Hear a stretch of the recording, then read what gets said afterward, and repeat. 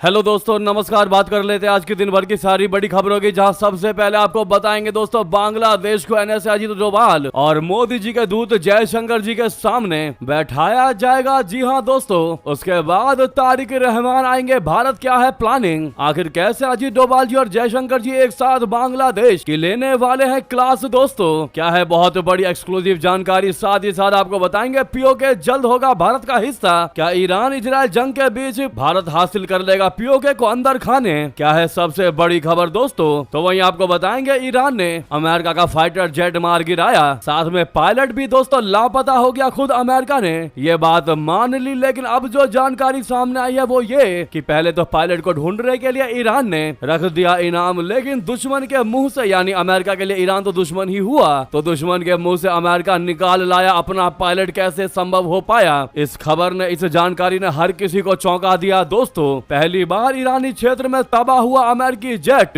अब क्या करेगा तेहरान? कैसे गुफा के दांत में से अपने पायलट को खींच लाया अमेरिका? आपको बताएंगे अगर अमेरिकी फाइटर पायलट को ईरान ने पकड़ लिया होता तो ये जंग कौन सा मोड़ ले सकती थी दोस्तों। तो वहीं अब गैस सिलेंडर को लेकर नया नियम लागू कर दिया गया है, फिर नया अपडेट सामने आया है दोस्तों। अब पहले जैसे तरीके से नहीं मिलेंगे सिलेंडर, अब इसके लिए सरकार ने नई व्यवस्था लागू कर दी गई है। बताएंगे अब आपको इस प्रकार से व्यवस्था के साथ चलना पड़ेगा, तभी आपको सिलेंडर मिल पाएगा दोस्तों। बताएंगे आज की सबसे बड़ी अपडेट एलपीजी गैस सिलेंडर मिलने को लेकर, क्या है फीफो नियम। दोस्तों एक से एक बेहतरीन जानकारी आपको बताने वाले हैं, बस आप वीडियो के अंत तक बने रहिएगा। और खबरों में आगे बढ़ने से पहले अपने देश भारत की कूटनीति का जमकर समर्थन करते हैं तो वीडियो को लाइक करके, चैनल को सब्सक्राइब करके, बेल आइकन दबा के कमेंट में जय हिंद अवश्य कह दीजिएगा। बात करते हैं पहली सबसे बड़ी खबर की, जहां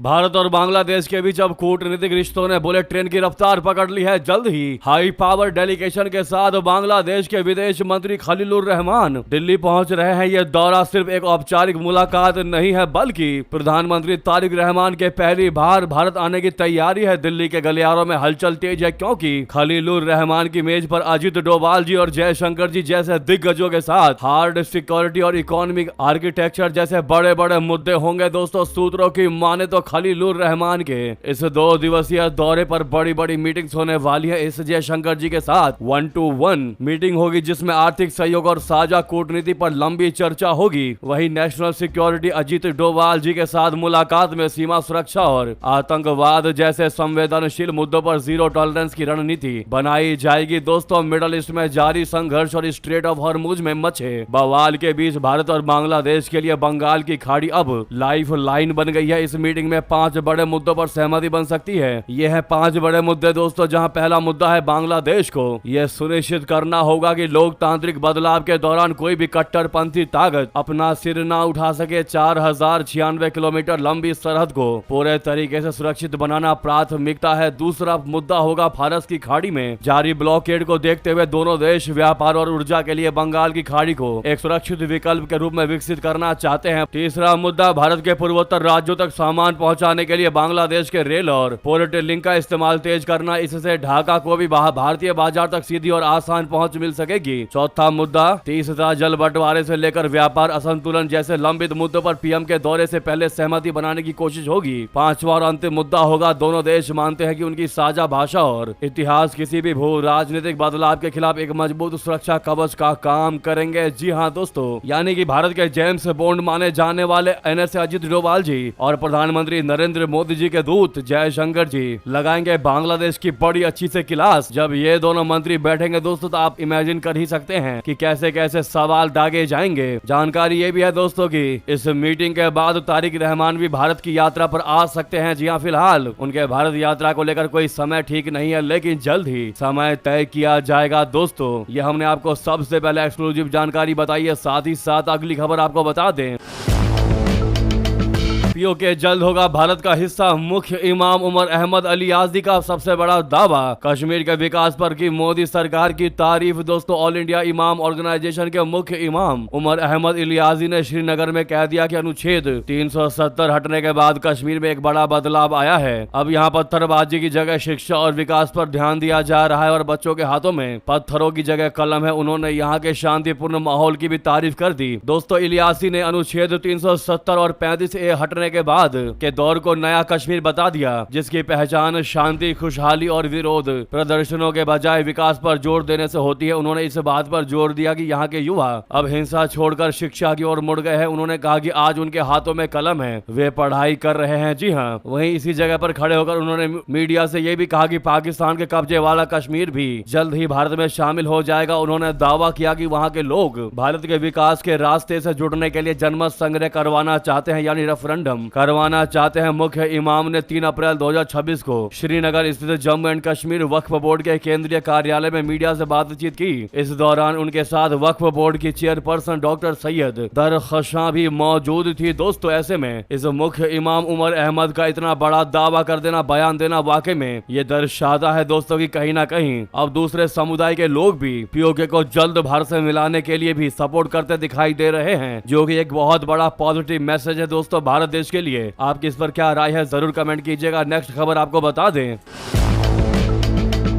आखिरकार अमेरिका दुश्मन के मुंह यानी ईरान से निकाल ही लाया अपना पायलट। पहली बार ईरानी क्षेत्र में तबाह हुआ अमेरिकी जेट, क्या अब करेगा तेहरान? दोस्तों, ईरान में एक अमेरिकी विमान को मार गिराए जाने के बाद चालक दल के एक सदस्य को बचा लिया गया है। अमेरिकी एवं इजरायली अधिकारियों ने ये जानकारी दी। इससे पहले इस घटनाक्रम से अवगत 3 अधिकारियों ने अपनी पहचान गोपनीय रखे जाने की शर्त पर बताया कि यह बचाव ऐसे समय हुआ है जब अमेरिकी सेना तलाश एवं बचाव अभियान चला रही थी। इजरायल इस तलाश एवं बचाव अभियान में अमेरिका की मदद कर रहा है। एसोसिएटेड प्रेस एपी को पेंटागन यानी अमेरिकी रक्षा मंत्रालय का मुख्यालय से प्राप्त एक ईमेल के मुताबिक अमेरिकी सेना ने कहा है कि उसे पश्चिम एशिया में एक विमान को मार गिराए जाने की सूचना मिली थी। ईमेल में इससे अधिक जानकारी नहीं दी गई। अमेरिका के राष्ट्रपति का आधिकारिक आवास एवं कार्यालय व्हाइट हाउस की प्रेस सचिव कैरोलिन लिविट ने बयान जारी करके कहा है कि अमेरिकी राष्ट्रपति ट्रंप को इस घटनाक्रम के बारे में जानकारी दे दी गई है, लेकिन उन्होंने इससे कोई और ब्यौरा नहीं दिया। यह पहली बार है जब अमेरिका ने ईरानी क्षेत्र में कोई विमान खोया है। इससे 5 सप्ताह पहले शुरू हुए युद्ध के दायरे में नाटकीय रूप से बढ़ोतरी का संकेत मिलता है। ईरानी चैनल के एंकर ने लोगों से आग्रह किया था कि वे किसी भी दुश्मन पायलट को पुलिस के हवाले कर दे और ऐसा करने वाले व्यक्ति को इनाम भी दिया जाएगा। इससे पहले टीवी स्क्रीन पर लोगों से यह भी आग्रह किया गया था कि अगर वे दिखाई दे तो उसको गोली मार देना। ये बात सोशल मीडिया पर जारी उन वीडियो फुटेज के संदर्भ में कही गई जिसमें उस इलाके में अमेरिकी विमान जैसा दिखने वाला विमान नजर आता है। फिलहाल दोस्तों, अमेरिकी अधिकारियों के हवाले से जो जानकारी सामने आ रही है उसमें यह दावा किया जा रहा है कि क्रू के सदस्यों में से एक का रेस्क्यू कर लिया गया है और एक क्रू मेंबर अभी भी ईरान में ही मौजूद है। दोस्तों, इससे एक बात तो तय हो चुकी है कि अभी तक एक अमेरिकी पायलट जो है वो ईरान के हाथ नहीं लगा है। हालांकि सीबीएस न्यूज ने 2 अमेरिकी अधिकारियों के हवाले से बताया है कि गिरे हुए जेट के चालक दल के एक सदस्य को अमेरिकी सेना ने बचा लिया, यानी उसको रेस्क्यू कर लिया, लेकिन एक को नहीं बचा पाया जो अभी भी ईरान में ही मौजूद है। लेकिन अब आपको बताते हैं दोस्तों, बहुत से लोगों के मन में यह सवाल होगा कि अगर अमेरिकी फाइटर इस पायलट को ईरान पकड़ लेता है तो क्या यह जंग कोई और रूप ले लेगी? क्या ट्रंप को झुका पाएगा ईरान?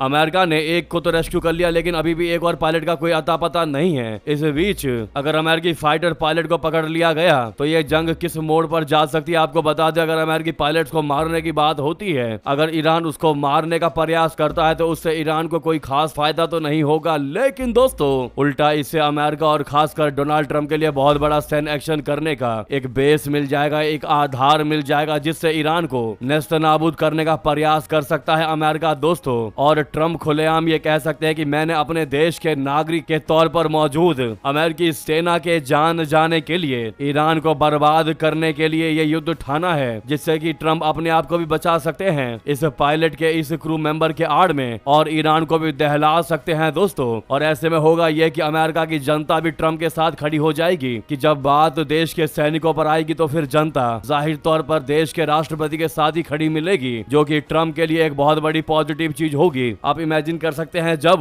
बिना किसी उद्देश्य के ईरान पर अटैक कर रहे हैं ट्रंप, वो भी बिना जनता के सुने, लेकिन जनता जब ट्रंप का साथ देने लगेगी उसके बाद क्या करेंगे, ट्रंप कहां जाकर रुकेंगे, ये कोई सोच भी नहीं सकता दोस्तों। अगर पायलट की मौत होती है तो अमेरिका इसको बदले के तौर पर लेगा और बड़े हमले को जस्टिफाई कर पाएगा। ऐसे में कंडीशन और भी ज्यादा गंभीर हो जाएगी। अगर पायलट जिंदा है तो यह ईरान के लिए बड़ा रणनीतिक फायदा हो सकता है, जैसे कि जिंदा पायलट होने से अमेरिका पर दबाव बनाएगा। दूसरा, उन्हें छुड़ाने के लिए अमेरिका अमेरिका से बातचीत करनी पड़ेगी। तीसरा, ये ईरान के लिए एक मजबूत नेगोशिएशन का पोजीशन भी बन सकता है। ऐसे में अगर ईरान को ये अमेरिकी सैनिक मिलता है तो फायदा इसी में है कि इस सैनिक को वो जान से ना मारे बल्कि उसको जिंदा अपने पास रखे। जी हाँ, तभी वो कोई डील अमेरिका के साथ कर पाएगा। जी हाँ दोस्तों, क्या आप मानते हैं इस बात को? क्या है आपकी राय? जरूर कमेंट करके बताइएगा। तो वहीं ईरान पाकिस्तान को लेकर जानकारी आपको बता दे दोस्तों।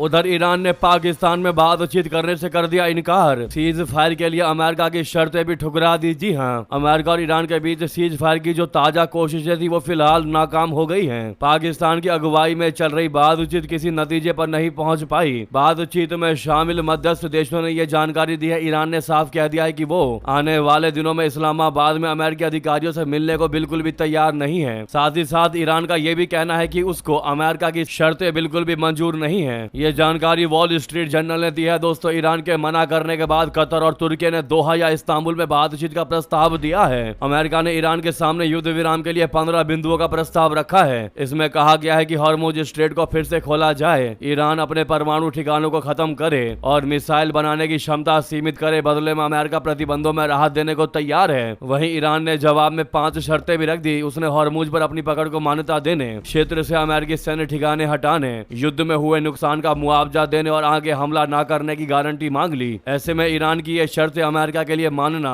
मुश्किल साबित होती जा रही है दोस्तों। लेकिन बड़ी बात इसमें यही है कि ईरान ने कह दिया कि वो पाकिस्तान में बिल्कुल भी बातचीत नहीं करेगा। जी हाँ, जिसने शहबाज शरीफ और मुनीर को हीरो से जीरो बना दिया दोस्तों। बड़े ही उछल रहे थे ये दोनों कि हम मध्यस्थता में शामिल हो रहे हैं, हमारे देश में मध्यस्थता होगा, हम इतिहास को रच देंगे। आगे आने वाली पीढ़ी कहेंगे कि ईरान इजराइल अमेरिका वॉर को पाकिस्तान ने शांत करवाया, पाकिस्तान इसमें मध्यस्थ साबित हुआ। लेकिन दोस्तों, जब इस ईरान ने मना कर दिया कि हम पाकिस्तान में बिल्कुल भी ये मध्यस्थता नहीं करेंगे, बातचीत नहीं करेंगे, सीज फायर पर कोई कॉन्वर्सेशन नहीं होगी, उसके बाद पाकिस्तान अर्श से फर्श पर आ गिरा है। दोस्तों, आपकी इस पर जो भी राय हो, लेकिन भारत का दिल से सपोर्ट करते हैं तो वीडियो को लाइक जरूर कर दीजिएगा। आप लोग अभी तक लाइक का बटन नहीं दबाया तो सामने लाइक का बटन है, जरूर दबा दीजिएगा। इतना ही नहीं, उधर आपको बता दे कैसे अपने घर में ही उथल पुथल मचा रहे हैं डोनाल्ड ट्रंप। 24 घंटे में निकाले गए आर्मी चीफ और अटॉर्नी जनरल काश पटेल तुलसी गबार्ड को लेकर भी हटाने को लेकर है चर्चा। दोस्तों, अमेरिका की अटॉर्नी जनरल पैम बॉन्डी को हटाए जाने के बाद अब ट्रंप सरकार में कुछ और बड़े अफसरों को निकाले जाने की आशंका बढ़ गई है। अमेरिकी वेबसाइट द अटलांटिक की रिपोर्ट के मुताबिक अगला नंबर FBI चीफ काश पटेल और नेशनल इंटेलिजेंस चीफ तुलसी गबार्ड का हो सकता है। रक्षा मंत्री पीट हेगसेथ ने गुरुवार को army chief general Randy George को तुरंत रिटायर होने का आदेश दिया। व्हाइट हाउस के प्लान से जुड़े कई लोगों ने बताया कि और भी अधिकारियों को हटाने पर चर्चाएं चल रही हैं। इसमें आर्मी सेक्रेटरी डेनियल ड्रिस्कॉल और लेबर सेक्रेटरी लोरी चावेज डीरी मेयर का नाम भी शामिल है। ट्रंप अपने दूसरे कार्यकाल में बड़े अधिकारियों को हटाने से बचते रहे थे। उन्हें लगता था कि ऐसा करना डेमोक्रेट्स और मीडिया के सामने झुकना होगा। पिछले कुछ महीनों तक यह आदेश था कि मिड टर्म यानी मध्य टर्म चुनाव से पहले किसी कैबिनेट अधिकारी को नहीं हटाया जाएगा। लेकिन ईरान युद्ध के बाद ट्रंप की लोकप्रियता घटने से स्थिति बदल गई है। दोस्तों, ऐसे में तुलसी गबार्ड और काश पटेल के भविष्य को लेकर भी अटकलें लगाई जा रही है कि इनको भी जल्द से जल्द अमेरिकी सरकार से बर्खास्त कर दिया जाएगा। जी हाँ दोस्तों, आखिर युद्ध के बीच में आके ये बड़े बड़े फैसले क्यों ले रही है ट्रंप की सरकार? उधर आपको बता दें, ईरान वॉर को नहीं झेल पा रहा, पाकिस्तान शहबाज सरकार का बड़ा ऐलान, 30 दिनों तक पब्लिक ट्रांसपोर्ट को करना पड़ गया फ्री। दोस्तों, ईरान युद्ध के बीच पाकिस्तान में तेल संकट गहरा गया है। वहाँ डीजल पेट्रोल की कीमतें बहुत ज्यादा बढ़ गई हैं ताकि लोग कम से कम अपनी गाड़ियों का इस्तेमाल करें। इस बीच शहबाज शरीफ की सरकार ने बड़ा ऐलान कर दिया है। इस्लामाबाद में अगले 30 दिनों के लिए सभी पब्लिक ट्रांसपोर्ट को फ्री कर दिया गया है। ईरान ने जब से हॉर्मुज स्ट्रेट पर नाकाबंदी की है तब से ज्यादातर देशों के तेल टैंकर ईरान की खाड़ी में ही फंसे हुए हैं। चाइना और भारत जैसे बड़े देशों ने तो अपना स्टॉक बनाया हुआ है, लेकिन पाकिस्तान के पास तेल का स्टॉक बिल्कुल भी नहीं है और यही वजह है कि वहाँ तेल की कमी बहुत ज्यादा बढ़ चुकी है। इसीलिए वहाँ तेल की कीमतों में भारी बढ़ोतरी हुई है। शहबाज चाहते हैं कि अब ज्यादा से ज्यादा लोग पब्लिक ट्रांसपोर्ट से आना जाना करे ताकि कम से कम पेट्रोल डीजल की खपत हो। दोस्तों, उधर बता दें, एक तरफ जहां पाकिस्तान की हालत खस्ती है, वहीं दूसरी तरफ भारत को गीदड़ भभकी दे रहा है दोस्तों। कह रहा है घर में घुसकर मारेंगे। जी हां, पहलगाम हमले की बरसी से पहले पाकिस्तान ने भारत को दे दी है बहुत बड़ी गीदड़ भभकी। जम्मू कश्मीर में पिछले साल हुए पहलगाम आतंकी हमले की पहली बरसी से ठीक पहले पाकिस्तान ने फिर से गीदड़ भभकी दी है। भारतीय रक्षा मंत्री राजनाथ सिंह जी के बयान से लगी मिर्ची के बाद पाकिस्तानी डिफेंस मिनिस्टर ख्वाजा आसिफ ने कह दिया है कि अगर उन्होंने भारत पर दोबारा कोशिश की तो पहले से ज्यादा जिल्लत उठाएंगे। पहले तो 200 से 250 किलोमीटर तक ही लिमिटेड था, लेकिन अब अंदर घर में घुसकर मारेंगे। पाकिस्तानी रक्षा मंत्री के इस बयान को गंभीरता से लिया जा रहा है, क्योंकि पाकिस्तान आतंक फैलाने के लिए दुनिया भर में कुख्यात है और पिछले साल 22 अप्रैल को पहलगाम में उसके ही आतंकियों ने भारतीय पर्यटकों को धर्म पूछकर मार डाला था। यानी कि दोस्तों, घर में पड़े हैं खाने के लाले, चले हैं दुनिया को ताकत दिखाने। जी हाँ, खास करके भारत को। आपकी इस पर जो भी राय हो, क्या जवाब देना चाहेंगे पाकिस्तान की इस गिदड़ भभकी को लेकर? दोस्तों, एक भारतीय होने के नाते ये गिदड़ भभकी भारत को दी गई है, तो आपकी यही ड्यूटी यानी कर्तव्य बनता है कि आप ऐसे गिदड़ भभकी का जवाब जरूर दे। दोस्तों, भारी मात्रा में कमेंट में जवाब दीजिएगा इस पाकिस्तान को। नेक्स्ट खबर बता दें, बड़ी जानकारी सामने आ रही है कनाडा से, जहां कनाडा में मंदिरों के बाहर प्रदर्शन की योजना बना रहे खालिस्तानी संगठन, जिसकी हिंदू समूहों ने कर दी निंदा। दोस्तों, दुनिया भर में हिंदू समर्थक कई संगठनों ने शुक्रवार को खालिस्तानी कट्टरपंथी ग्रुप 6 फॉर जस्टिस यानी SFJ के कनाडा में हिंदू मंदिरों के बाहर विरोध प्रदर्शन करने के आह्वान की कड़ी निंदा की। संगठनों ने संभावित गड़बड़ी पर चिंता जताई और अधिकारियों से धार्मिक जगहों और समुदायों की सुरक्षा पक्का करने की अपील कर दी। SFJ ने हिंदू कैनेडियन फाउंडेशन यानी HCF के विरोध में 5 अप्रैल को ब्रैम्पटन में त्रिवेणी मंदिर और सरे में लक्ष्मी नारायण मंदिर के सामने खालिस्तान जिंदाबाद रैलियों की घोषणा की। HCF ने प्लान की गई रैलियों पर आपत्ति जताते हुए कहा कि भारत में उनकी पुरानी जड़ों या स्थानीय सांस्कृतिक पहचान की वजह से हिंदू समुदाय को टारगेट करना स्पष्ट रूप से जेनोफोबिया और हिंदूफोबिया है। संगठन ने कनाडाई पुलिस से 5 अप्रैल को मंदिर परिसर और भक्तों के लिए पूरे दिन सुरक्षा सुनिश्चित करने की अपील कर दी। इसके साथ ही खालिस्तानी कट्टरपंथी समूहों के प्लान किए गए विरोध को लेकर संगठन ने कहा कि उनका हिंसक और कट्टरपंथी व्यवहार का इतिहास रहा है। इस बीच coalition of Hindus of North America बोले तो COHNA यानी कोहना ने भी SFJ के हिंदू मंदिरों के बाहर विरोध करने की योजना की कड़ी आलोचना की। उन्होंने इस कट्टरपंथी समूह के हिंसा के पिछले रिकॉर्ड पर चिंता जताई। COHNA ने हिंदू भक्तों पर मध्य युगीन तरीके का हमला और 3 नवंबर 2024 को मंदिरों पर हमला किया। यानी कि दोस्तों, मार्क कार्नी की नई सरकार बनने के बाद भी कनाडाई खालिस्तानी समूह आग उगलती दिखाई दे रही है। हालांकि इनका प्रोटेस्ट करने का जो फ्रीक्वेंसी है दोस्तों, वो बेशक कम हो गया है, लेकिन ये अभी भी अंदर खाने काफी दबे हुए लेकिन प्रेशर में नजर आ रहे हैं। दोस्तों, ऐसा लग रहा है कि मार्क कार्नी की सरकार में कहीं ना कहीं ये दबे हुए बेशक है, लेकिन इनकी आग धधकती जा रही है दोस्तों, और ये कोई बहुत बड़ा कांड करने को तैयार है कनाडा में। दोस्तों, अब ऐसे में हिंदू मंदिरों के बाहर प्रदर्शन को लेकर हिंदू समुदाय ने चिंता जताई है। दोस्तों, उधर आपको बता दें, युद्ध की इस घड़ी में भारत की ताकत में हुआ तिगुना इजाफा। तीसरी न्यूक्लियर सबमरीन नेवी में हो गई शामिल। दोस्तों, जी हां, सही सुना आपने, भारत की न्यूक्लियर पावर में और इजाफा हुआ है। तीसरी न्यूक्लियर सबमरीन को नेवी में शामिल किया गया है, जो अब स्ट्रेटेजिक फोर्सेस कमांड का हिस्सा बन जाएगी। रक्षा मंत्री राजनाथ सिंह जी की मौजूदगी में तीसरी स्वदेशी nuclear powered ballistic missile submarine SSBN Aridaman को कमीशन किया गया। जितने भी दोस्तों न्यूक्लियर वेपन है, वे सब स्ट्रेटेजिक फोर्सेस कमांड के तहत आते हैं, जो सीधे PMO को रिपोर्ट करती है। INS अरिदमन भारत की तीसरी न्यूक्लियर मिसाइल सबमरीन है। भारत के पास पहले से INS अरिहंत और INS अरिघात है। चौथी SSBN के भी ट्रायल चल रहे हैं। शुक्रवार सुबह रक्षा मंत्री राजनाथ सिंह जी ने सोशल मीडिया पोस्ट में लिख दिया कि शब्द नहीं, शक्ति है अरिदमन। तो वहीं आपको बता दें, जॉर्जिया मेलोनी अचानक सऊदी अरब की यात्रा पर निकल गई। दोस्तों, कतर और UAE भी जाएंगी साथ में। क्या है उनका प्लान, क्यों अचानक से इस यात्रा पर जा रही हैं? जी हां, इटली की प्रधानमंत्री जॉर्जिया मेलोनी ने शुक्रवार को अचानक सऊदी अरब की यात्रा पर निकल गई, जो कतर और संयुक्त अरब अमीरात भी जाएंगी। यह 2 दिवसीय दौरा पहले से घोषित नहीं था दोस्तों, और यूरोपीय संघ के किसी नेता की अमेरिका ईरान संघर्ष के बाद सऊदी अरबिया की पहली यात्रा है। सरकारी सूत्रों के मुताबिक इस यात्रा का मुख्य उद्देश्य ईरानी हमलों का सामना कर रहे रहे खाड़ी देशों के साथ इटली का समर्थन जताना और इटली की ऊर्जा सुरक्षा को मजबूत करना है। मेलोनी जेद्दा पहुंच चुकी हैं और क्षेत्र के शीर्ष नेताओं से मुलाकात करेंगी और ये दौरा खाड़ी क्षेत्र में बढ़ते तनाव और ईरान की ओर से किए गए हमलों के बीच अहम माना जा रहा है। खाड़ी क्षेत्र में ईरानी हमलों से ऊर्जा आपूर्ति प्रभावित हो रही है, जिससे इटली काफी चिंतित नजर आ रही है। यात्रा का मुख्य फोकस ऊर्जा सुरक्षा पर केंद्रित रहने वाला बताया जा रहा है। ऐसे में जॉर्जिया मेलोनी की ये यात्रा सिर्फ समर्थन दिखाने तक सीमित नहीं है, बल्कि खाड़ी उत्पादकों के साथ निकट संपर्क बढ़ाकर इटली की राष्ट्रीय ऊर्जा सुरक्षा सुनिश्चित करने का भी प्रयास है। दोस्तों उधर बता दें, 1 मई से 53 अफ्रीकी देशों के लिए 0 टैरिफ कर दिया चाइना ने। उसके इस बड़े फैसले से बदलेगा ग्लोबल बिजनेस का बड़ा खेल। क्या है जानकारी बता दें, दुनिया में जहां एक तरफ व्यापारिक तनाव बढ़ रहा है और कई देश आयात शुल्क यानी टैरिफ बढ़ाने की नीति अपना रहे हैं, वहीं दूसरी ओर चीन ने एक बड़ा कदम उठा लिया है। चाइना ने ऐलान किया है कि वो 1 मई 2026 से अपने साथ राजनयिक संबंध रखने वाले 53 अफ्रीकी देशों के लिए सभी आयात शुल्क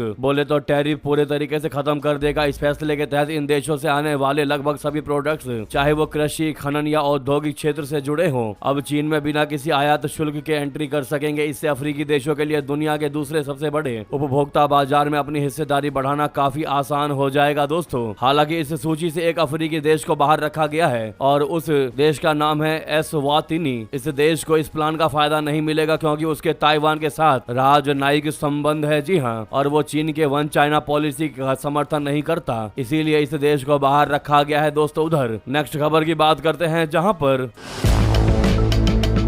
असम के चुनावी रण में गरजे गृह मंत्री अमित शाह जी। कहा यूसीसी लाएंगे और घुसपैठियों को नहीं करने देंगे 4-4 शादी। जी हां, असम में विधानसभा चुनाव में प्रचार के लिए महज 4 दिन का ही वक्त बचा है। अब तो 3 ही दिन का वक्त बचा है। इससे पहले शुक्रवार को गृह मंत्री अमित शाह जी ने असम को लेकर बड़ा बयान दिया। अमित शाह जी ने कहा कि 4 मई को असम में बीजेपी की सरकार बनने के बाद यूनिफॉर्म सिविल कोड बोले तो यूसीसी आना तय है, लेकिन जैसे ही यूसीसी लागू हो जाएगा तब असम में कोई भी घुसपैठिया 4-4 बार शादी नहीं कर पाएगा। प्रधानमंत्री नरेंद्र मोदी जी और सीएम हेमंता बिश्व शर्मा ने आदिवासियों के विकास के लिए एक पूरा रोड मैप तैयार कर लिया है। ये रोड मैप तभी पूरा हो पाएगा जब बीजेपी असम में फिर से सत्ता में आएगी। जी हाँ, अमित शाह जी ने कहा कि कांग्रेस की पुरानी सरकारों में घुसपैठियों को बसाने के लिए नीतियां बनाई जाती थी। घुसपैठ की खबरों पर प्रशासन आंखें मूंदे बैठा रहता था, लेकिन अब ऐसा नहीं है। हम असम की डेमोग्राफी को नहीं बदलने देंगे और इसके लिए राज्य में बीजेपी की सरकार को एक बार फिर चुने जाने की आवश्यकता है। मैं असम की जनता से अपील करता हूं कि वो हर सीट पर भारतीय जनता पार्टी और उसके सहयोगी दलों के उम्मीदवारों को चुनाव जिताएं ताकि असम से घुसपैठियों को भगाकर असम के मूल लोगों के जीवन में पहले से ज्यादा सुधार किया जा सके। दोस्तों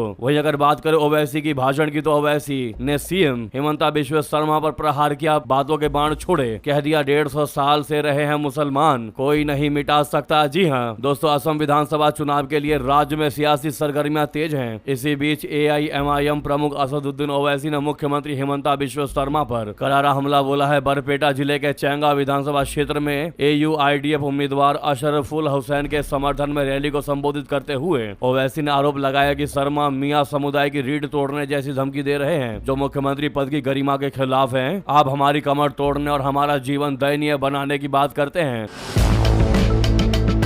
आपको बता दें कि मुसलमान 150 वर्षों से अधिक से समय से असम में रह रहा है। कोई भी इस उपस्थिति को नष्ट नहीं कर सकता। जब तक ये दुनिया कायम है तब तक यहाँ के मुसलमान सुरक्षित रहेंगे, ये कहना है दोस्तों ओवैसी का। इस पर आपका क्या जवाब है दोस्तों, जरूर कमेंट करके बताइएगा। तो वही अंतिम खबर की बात कर लेते हैं, जहाँ LPG गैस सिलेंडर को लेकर सबसे बड़ी जानकारी सामने आ रही है। गैस किल्लत के बीच एक नया अपडेट सामने आया है। अब इस व्यवस्था के तहत ही मिलेंगे सिलेंडर। कौन सी है वो नई व्यवस्था, आपको बता दें। लिक्विफाइड पेट्रोलियम गैस बोले तो LPG की के बीच उपभोक्ताओं को सिलेंडर उपलब्ध कराने के लिए पेट्रोलियम कंपनियों ने नई व्यवस्था लागू कर दी है। पहले आओ पहले पाओ यानी फीफो बोले तो फर्स्ट इन फर्स्ट आउट के तहत पहले पूर्व में बुक सिलेंडर डिलीवर होने पर ही नई बुकिंग पर आपूर्ति की जाएगी। जी हाँ दोस्तों, सही सुना आपने। गैस एजेंसियों को पूर्व की बुकिंग के सापेक्ष तिथिवार किए गए वितरण की सूची काउंटर पर चस्पा करनी होगी ताकि दूसरों को भी इसकी जानकारी हो और वे तत्काल बुकिंग पर सिलेंडर ना मांगे। जी हाँ, एजेंसी संचालकों को अब अधिकतम 1.5 दिन का ही स्टॉक स्टॉक दिया जाएगा ताकि कालाबाजारी की आशंका न रहे। All India LPG distributors association के प्रदेश सचिव आदर्श गुप्ता के मुताबिक बुधवार देर शाम पेट्रोलियम कंपनियों ने वर्चुअल बैठक में ये दिशा निर्देश जारी किए थे। बृहस्पतिवार से व्यवस्था लागू कर दी गई है। इसके अलावा तत्काल बुकिंग पर डिलीवरी की सुविधा बंद कर दी गई है। लिहाजा अब उपभोक्ता बुकिंग तो करा सकते हैं, लेकिन सिलेंडर उन्हें फीफो के ही तहत मिलेगा, यानी पहले आओ पहले पाओ वाला ही व्यवस्था के तहत मिलेगा। पेट्रोलियम कंपनियों की ओर से कमर्शियल एलपीजी की कीमतों में 218 रुपए की बढ़ोतरी भी लागू कर दी गई है। आशा करते हैं ये जानकारी आप समझ पा रहे होंगे। दोस्तों, जिनको नहीं समझ में आए वो कमेंट में लिखकर बताइएगा, तो हम विस्तार से एक डेडिकेटेड वीडियो पेश करेंगे। तो आप लोग जरूर कमेंट करके बताइएगा। लगे हाथ तो वीडियो को लाइक करके चैनल को सब्सक्राइब करके बेल आइकन दबा के कमेंट में जय हिंद भी कह दीजिएगा। मिलता अगली बड़ी खबर में। बहुत बहुत धन्यवाद, बहुत बहुत आभार। जय हिंद, जय भारत।